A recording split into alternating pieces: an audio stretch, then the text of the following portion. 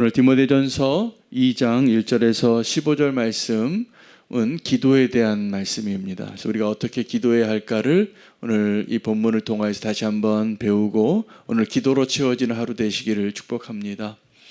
오늘 2장 1절에 시작하는 접두사가 있는데 그러므로라고 이렇게 되어 있습니다. 이런 접두사가 나올 때는 꼭 바로 앞에 있는 단락을 한번 다시 읽어보아야 하는 거죠. 그러니까 이 그러므로라고 어떤 결론으로 도출하기 위한 근거가 있는 겁니다. 1장 후반부에 보면 18절부터 20절까지는 영적인 전쟁, 선한 싸움, 믿음의 싸움을 싸우라는 다윗의 권면입니다. 그 믿음의 싸움을 싸우는데 실패했던 두 사람의 이름이 나옵니다. 후메네오와 알렉산더인데 바울은 이 두 사람을 사단에게 내어줬다라고 말합니다. 하나님을 신성 모독하는 말을 계속했고 그런 행동을 했기 때문인 것 같습니다.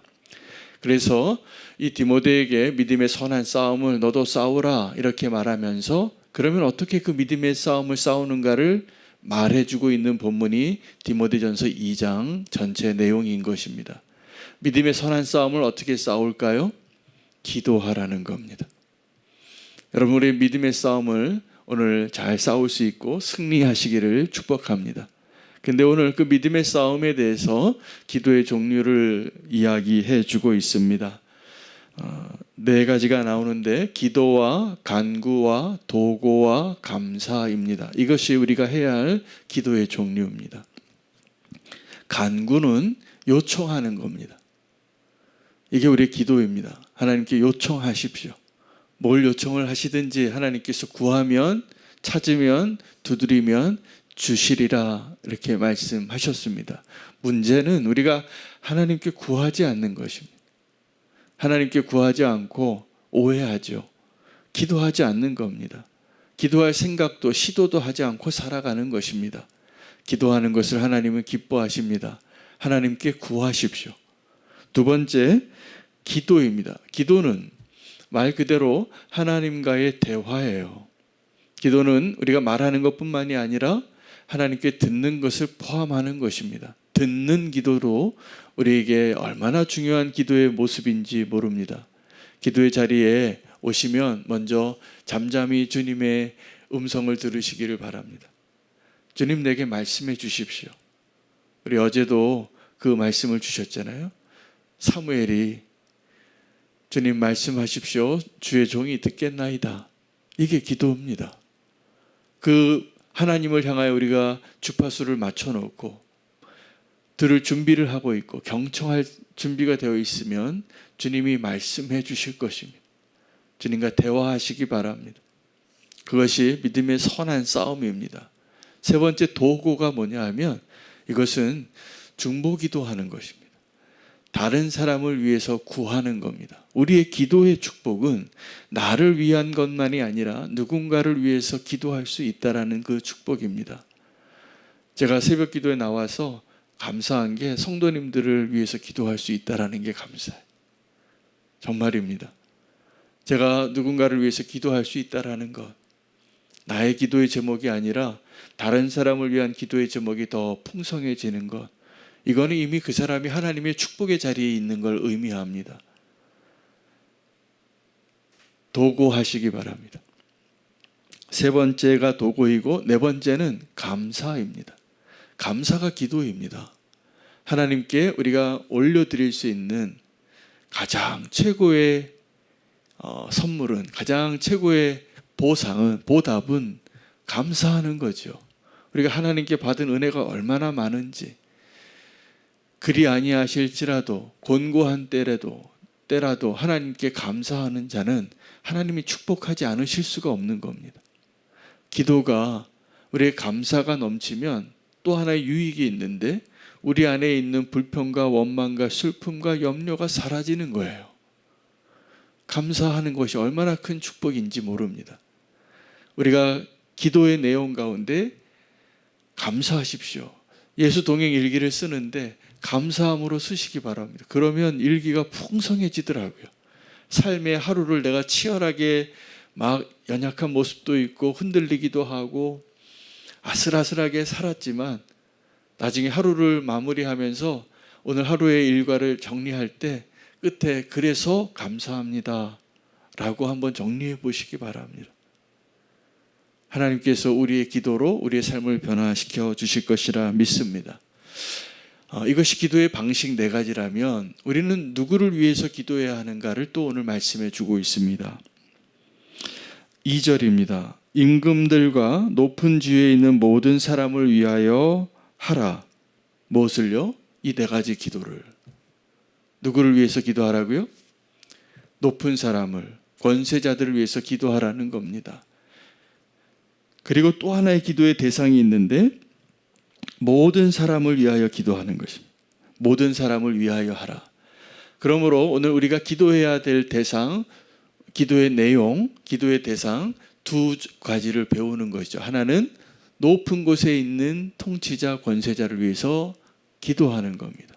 또 하나는 모든 사람을 위해서 기도하는 것입니다. 여기서 높은 사람과 임금들과 높은 지위에 있는 사람들은 지금 권세자들, 어떤 권위자들, 대통령이라든지 아니면 어떤 내가 속해 있는 단체의 사장님이라든지 어떤 리더들을 위해서 기도하는 것, 가정에서는 가장을 위해서 기도하는 것, 이러한 것이 해당이 되지만 그것을 위해서 기도하라고 하는 겁니다. 그래야 우리가 이 땅에서 평안하게 살 수 있기 때문에, 그 권세를 가진 자이기 때문에 그것을 기도하라는 거예요. 우리가 지금 우리 위에 있는 권세자들을 위해서 기도하면 오늘 우리가 안전하고 보호받고 평안한 가운데 살 수 있기 때문에 그것을 기도하라고 말씀하고 있는 겁니다, 바울이. 그런데요, 놀랍게 이 바울이 이 디모데 전서 후서를 옥에서 쓰고 있어요. 감옥에서.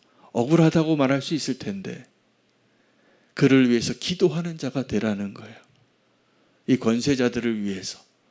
더 나아가서 저는 오늘 이 높은 곳의 통치자들, 권세자들이 누구인가 묵상하다가 우리가 하나님을 위해서 기도해야 하는 사명이 있구나라는 걸 깨닫습니다. 여러분, 높은 권세와 통치자들을 위해서 기도하는 것은 그 이유가 있습니다. 그가 권세를 가졌기 때문이라는 거예요. 그런데 우리가 생각할 때 더 높은 곳에 계신 분이 누구입니까? 하나님입니다. 예수님께서 우리의 기도를 원하십니다. 하나님께서 우리의 기도를 원하십니다. 무엇을 위해서 기도하길 원하냐 하면 아버지의 뜻이 이루어지기를, 아버지의 이름이 거룩하게 되어지기를, 아버지의 나라가 세워지기를 위해서 기도하라는 거예요. 그 일은 하나님이 하시지만 그것을 우리의 소원에 담고 우리의 마음에 담고 갈망하면서 기도하는 것은 우리의 기도의 사명이 되는 것이죠. 높은 자를 위해서 기도하시기 바랍니다. 그래서 원래 기도는 낮은 곳에 있는 자가 구하는 거예요. 도와달라고 요청하는 거예요. 우리의 간절한 소망이에요. 그 대상을 위해서 기도하는 것, 이것이 우리가 오늘 회복해야 할 기도입니다. 하나님의 나라를 위하여, 또 이 땅에 하나님이 세우신 권위자들이 있죠. 대통령을 위해서 기도하고, 사장님을 위해서 기도하고, 아버지를 위해서 기도하고, 어떠한 곳에서도 이제 하나님이 세운 권위자들이 있는 겁니다. 이 기도는 어떻게 보면 그 하나님의 질서 가운데 이루어지는 영적인 싸움인 것 같습니다. 자기의 자리를 잘 아시기 바랍니다. 그리고 그곳에서 하나님께 구하는 거예요. 도와달라고. 나에게 그 힘이 없고 능력이 없으니 주님의 도우심을 구하는 것이죠. 이 기도의 목적을 또 설명하는데 그것이 4절입니다. 하나님은 모든 사람이 구원을 받으며 진리를 아는 데 이르기를 원하시느니라. 이것이 우리가 기도해야 할 이유입니다. 구원을 얻고 진리를 아는 데 이르기 위하여. 오늘 이 기도의 본문 디모데전서 2장에는 이제 어떻게 기도해야 하는가를 설명하시면서 5절에 하나님도 한 분이요 중보자도 한 분이신 예수 그리스도인데 그 예수 그리스도가 사람이신 그리스도라는 거예요. 우리가 기도할 때 꼭 끝에 붙이는 마침표가 있습니다. 예수 그리스도의 이름으로 기도합니다. 이 성경 말씀이 그것을 뒷받침해 주는 거예요. 우리의 기도에 꼭 왜 예수 그리스도의 이름이 필요한지. 우리의 기도를 들으시는 분은 하나님이시고 우리의 기도를 도우시는 분은 그리스도이신 거예요. 그래서 예수 그리스도의 이름으로 구하고 아버지께 기도하시기를 바랍니다. 오늘 본문에 굉장히 소중한 내용이 담겨져 있는 것은 어떻게 기도해야 하는가를 설명하고 있습니다. 두 가지로 구분하여 설명하는데, 하나는 남자들이 어떻게 기도해야 하는가, 여자들이 어떻게 기도해야 하는가를 설명해 주고 있습니다. 남자들은 거룩한 손을 들고 기도하라는 겁니다. 여자들은 치장하는 것이 아니라 단정하게 거룩한 행실로, 바른 삶으로, 정절을 지킴으로 기도하라는 거예요. 그러니까 기도의 모습을 말하고 있는 거예요. 남자는 거룩한 손을 들고 기도하라. 이것은 그 안에 다툼과 분노를 제거하고 기도하라는 거예요. 그러므로 남자에게 있어서 그 기도의 가장 큰 걸림돌은 뭐냐 하면 분노와 다툼입니다. 여자에게 있어서 가장 큰 기도의 장애물은 뭐냐 하면 자꾸 외모를 아름답게 하려고 꾸미는 거예요. 하나님 앞에 좀 잘 보이고 싶고 사랑스럽게 보이려고 우리가 값비싼 옷을 입고 값비싼 보석을 달고 하나님 앞에 나오는 게 필요 없다라는 겁니다. 그 대신 선행하기를 원하노라, 일체 순종하기를 원하노라, 일체 질서 가운데 있기를 원하노라예요.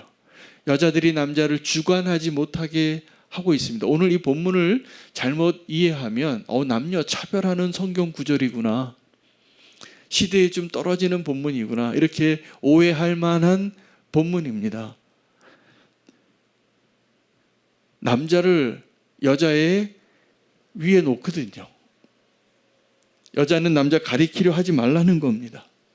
남자에게 순종하라는 겁니다. 요즘 시대에 이런 얘기하면 거부감이 나올 겁니다. 근데 오늘 이 바울은 디모데에게 그 이유를 설명하는데 두 가지입니다. 남자가 먼저 지음을 받았다는 거예요.